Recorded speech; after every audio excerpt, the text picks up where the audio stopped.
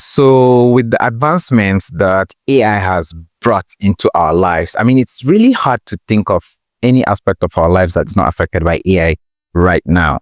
That's how far AI has gone, right? And we all know of natural language processing systems like ChatGPT by OpenAI or Claude by Anthropic. We also know of Gemini AI, which is by Google. And these are the top three competing language models that we do have right now. But the thing is, Google is trying to go a step further by providing features that are actually found just on the premium versions of those other two competitors, and they are providing it for free. And that's why this is mind-blowing. Now, they've introduced the Google AI Studio, which is an entire platform just dedicated for you to build your own models based on Gemini. And Gemini 2.0 specifically is very powerful. Now, what we want to do in this video is not just to talk about like you building your own models, because that's an individual project. You would have to think of what to build with it. But we would want to know the actual features provided by the Google AI Studio itself. And trust me, I haven't seen any of those other tools doing it. I mean, that's the fact. Even with the premium versions of Claude or ChatGPT, I mean, it's just very impressive. So let's head on to my computer and get started with this.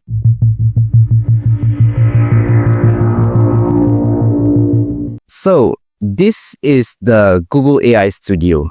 As you can see on the screen, I have its top competitors, I mean, on like other tabs, and that's fine because it's only right for us to have them open for a proper comparison.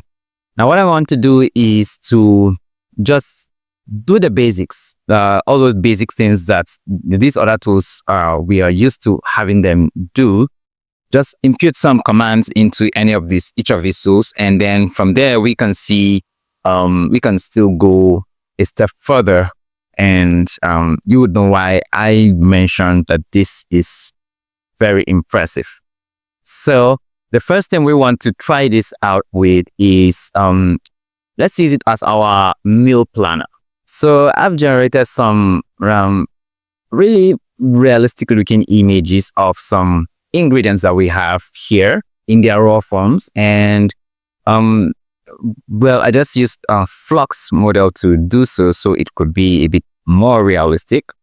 And what we want to do is, assuming you are at home and you don't have an idea of what to cook and you have limited resources, and then maybe these are the ingredients that you do have, you could go ahead and like get them in one place and snap them, something like this, and upload them to the AI. And that's exactly what I want to do here. I want to just upload the image. So let's say I have uploaded this image with a limited number of ingredients, and then try to ask the AI to give me an idea of what I could get out of this. And so this is the prompt. I have the ingredients listed above.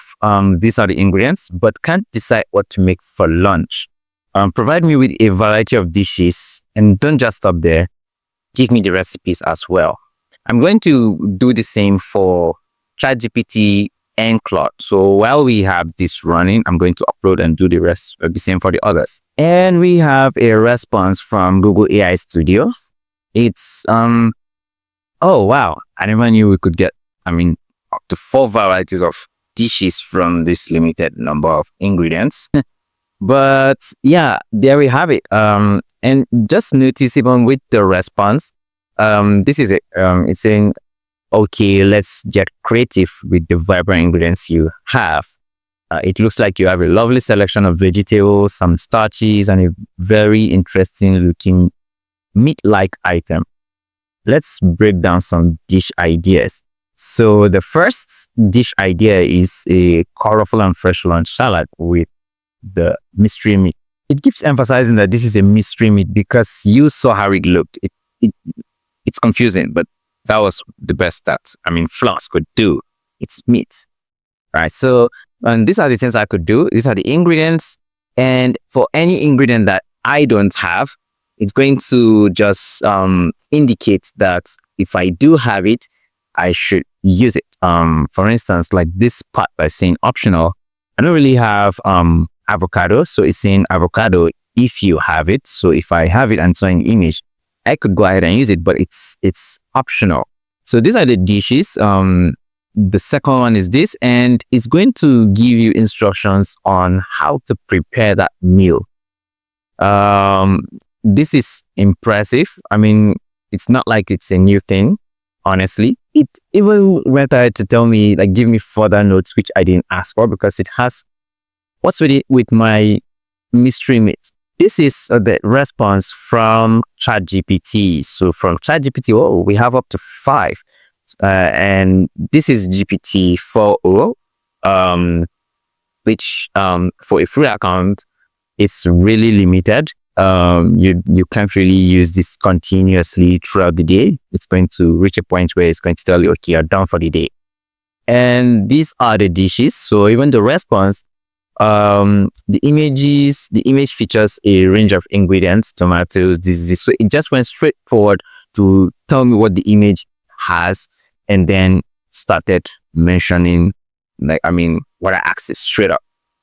There's a difference between that and this. This was trying to be a bit conversational with its approach. That's also something that we should take note of. For Claude, this is so serious, even though I think it's my fault for just leaving it to be on concise. So for Claude, you can just change the style of the response, and maybe that was why. All right, so let's just go ahead and try changing this style to explanatory, and from there I think it should for subsequent conversations, we should be able to have longer responses than this, instead of it just going straight forward, because this is just telling me, all right, you can prepare roasted vegetable medley, and this is what you do. This is like the shortest ever cooking tutorial, just 2 lines. All right, so that's just the first aspect. Let's go to the second aspect. Okay, so for the second part, we're going to try giving it a problem. In this case, it's a geometry problem, vector geometry problem, and we want it to serve as a study helper, kind of. I'm not really suggesting that students should go ahead and just be lazy and use this to solve their problems. Who would want to do that? But in all fairness, it's hard to avoid using it for that use case. But then I encourage you to use this as a helper, because if you rely on this for your assignments, then you won't really learn the thing. And if you don't, examination day is coming.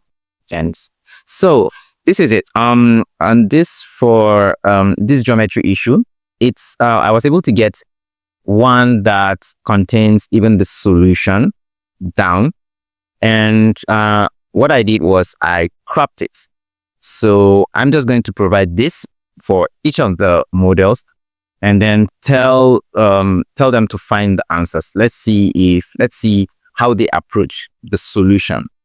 So here's what I said. I attached the image and then said, solve the geometry problem attached. I noticed that Claude is complaining, even though it's not like it didn't accept the image, but it's complaining that if I have a higher resolution image, I will be able to get better results.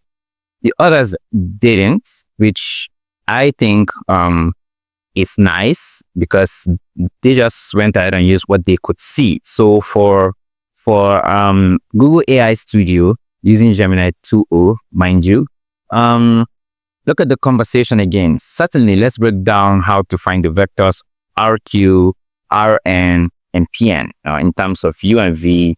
Now, I intentionally told each of them to solve the geometry problem attached. I shouldn't have ever mentioned geometry problem. I should have just said solve what you can see on the screen, just to see if it should be able to add more context to it all by itself. So it went ahead and started with telling me that it's trying to understand the diagram and the given information, and then solving the problem. So it's even adding steps and telling me just like a teacher would. So this is this, substitute this with this, and this is this is really good. For GPT-4o, what we have here is information for the diagrams. Yes, so we aim to find this, which is still fine. And solutions. Is that it? That was so straightforward. I mean, RQ is this using the given vectors. Then we move to the next one. Since this is this, substitute this and this. Now you see what I was talking about. I mean, the whole conversational style approach is what makes this, is one of the things that makes this really impressive and user-friendly. All right, so we've made Claude to be explanatory. I mean, we've taken the style of, conversation to be explanatory. Let's see how it performs. It's saying, okay, let's walk through this geometry problem step by step.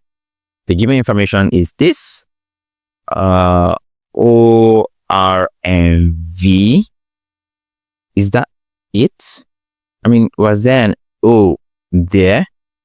I don't think there was. I don't think it's even an O in the diagram, which means, yes, there was a reason why it asked us to upload higher quality images. So from identifying the problem, there is an issue there. I mean, it's supposed to be a Q, which it didn't see it as a Q. When you keep scrolling, it's still going to continue telling you that it's an O. So to find RO instead of RQ, this is what it's. So this is not explanatory, and I feel like this is something that for someone who is trying to learn this, that the person would rather prefer a system that would explain this things to them, right? And for these systems, we have to categorically mention that, okay, explain it as if you are as if you are the teacher and I am the student, and do this. So you don't really need to be doing that. How many people have the time to do that? If you can just give it a problem and it understands that, okay, let's discuss this. This is how it's going to be. This is how, if you like, you can even tell it not to give you the solution. It should just put you through what you need to do. It's going to do that perfectly fine. Now, what makes Google AI Studio, what makes it stand out? I mean, apart from it being so nice and polite with its responses, what makes it stand out? This is when we're going to talk about the stream real-time feature. This feature is one that hasn't been provided by any of these tools. Trust me, it's one of those features that makes use of what it can see and then just utilizes that to help you perform tasks. So you don't really, there are times when you can't really explain what you have or what you want to provide it with.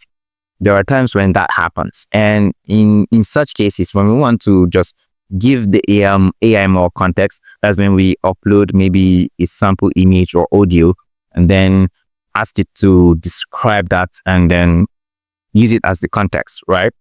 But what if you want to do it real time? This is the perfect way to do it. And trust me, accessing this is like completely free. And that's why this is very important.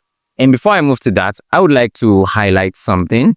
If you notice, I have an article here open, an article by Sonny, and it highlights the number of tokens these two AI tools give you access to. For Claude, it gives you access to 200,000 tokens, which is right about 150,000 words that you can use as the context window. For GPT, which comprises of GPT-4 down to GPT-4o mini, and you can have access to 128,000 tokens, which is right about 96,000 words. And by this, what we're actually seeing is the input you're going to give it just to provide a context. I mean, this is the maximum. And for output limits, this is the maximum for this, and this is the maximum for that. But check out Google AI Studio. You have access to over 1 million tokens. So this counts how many tokens you are going to use for each content generation. And that's impressive. I mean, that's very impressive for something free. And I think I need to highlight that it's free. I need to keep highlighting that it's free, at least for now. So back to Stream Real Time. So with Stream Real Time, what this does is it gives you access, first of all, to talk to Gemini. I think if I do talk to Gemini here, it might affect my the mic I use in recording this. But I would want to just use the Show Gemini feature, which you would stop seeing me here and you would see me there. But that's one feature that I want us to use. So let's try it out. All right. So now that you here, Mr. Gemini, I don't know what to call you. What can you see right now? I mean, real time. Just tell me what you can see. Everything, person. Okay, I see a person wearing a black t-shirt with the word Blink 182 in light blue letters. The person has short, dark hair and is standing in front of a light beige wall. They also seem to be speaking directly to the camera. Is there anything else you would like me to describe? I mean, that was impressive. That was really impressive. So now that you've impressed me with that part, I am doing something right now. Can you tell me what I'm doing, and if you are right, what do you think is on my mind? You appear to be thinking while resting your chin on your fist. Are you trying to come up with a new question for me? Well, I am definitely impressed. I would want, I don't know if my viewers are actually as impressed as I am right now, but I would want you to advise them to like and subscribe to this channel if they like what they are seeing, so they can't miss subsequent videos. How would you do that in a polite way?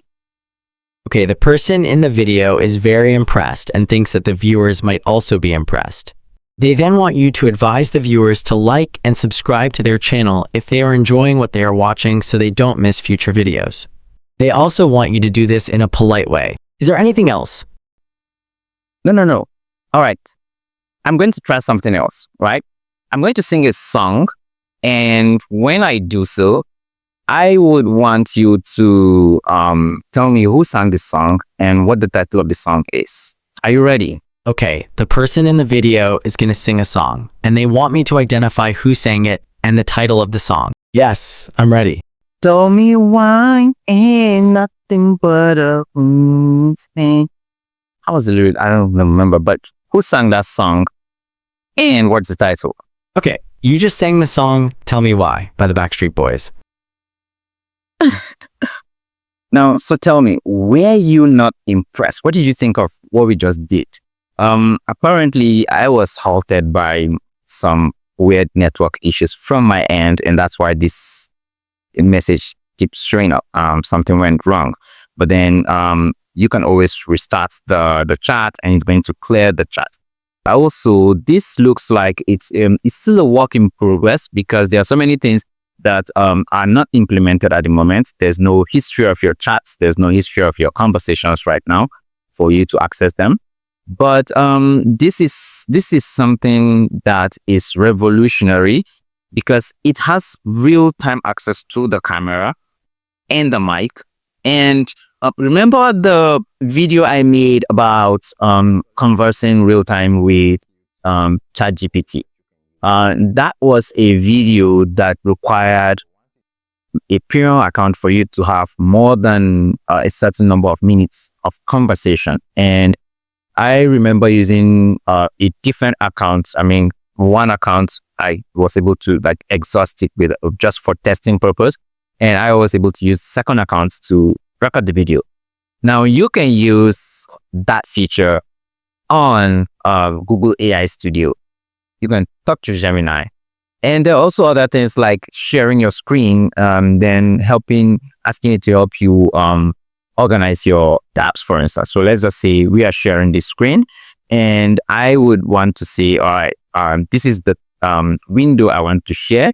So this would be more like you trying to like having a meeting with a group of people and telling them like what they think about stuff. So let's say this is what I am doing. I could just go to this page and say, all right, so tell me what you think of the article on this page. Like what's the article about? Okay, the speaker is talking about using an AI to have a meeting with a group of people. The speaker wants to ask them what they think of an article. The article being talked about is about comparing Claude and ChatGPT. Is there anything else I can help you with? Yeah, of course. I mean, this is very impressive. Now, what if I access a YouTube video and just tell you to summarize that video from me? Would you be able to do that? Sure, you're impressed with the ability to have a meeting with an AI. You are now wondering if I could summarize a YouTube video for you. Is that right? Yeah, absolutely. Okay, I understand. How can I help you with this YouTube video? Now, this is a video, and I would want you to see if you can just summarize the key points of this entire video. Just for testing purpose, actually. I want to see if it's something that you can do. Okay, here is a summary of the key points of the YouTube video you shared. The video is a review of Devin AI by a software engineer named Devin. He shares his honest thoughts on the tool, discussing its features, benefits, and drawbacks. He mentions that he is a software engineer and that's why he is reviewing it. Is there anything else I can help you with? That was so creative of you, actually. And there are some changes that could be made from your response, but you are very clever, I must say. And I am... It sounds like you thought my response was creative and clever. I'm glad I could impress you. Was there something specific about the summary that could be improved? Well, never mind. I think that's where we need to end this for today. But thank you for cooperating. All right, it was a pleasure assisting you today. Thank you for the positive feedback and for cooperating as well. Let me know if you need anything in the future. All right, so there you have it. That was Google AI Studio, and I can think of 100 things to do with this tool. I mean, it's very impressive, and there are so many use cases that you could also think of, and it's just mind-blowing what's like the companies are doing. But that's basically it. Let me know what you think. Let me know how you see yourself using the Google AI Studio, and I would like to know your thoughts in the comment section. Let's just make the comment section a conversational board about stuff like this. So thank you for watching. That's been it. I will see you in the next one. Goodbye. If you have learned anything from this video, please click the Buy Me a Coffee link below. Every donation helps me to continue bringing this type of content to you.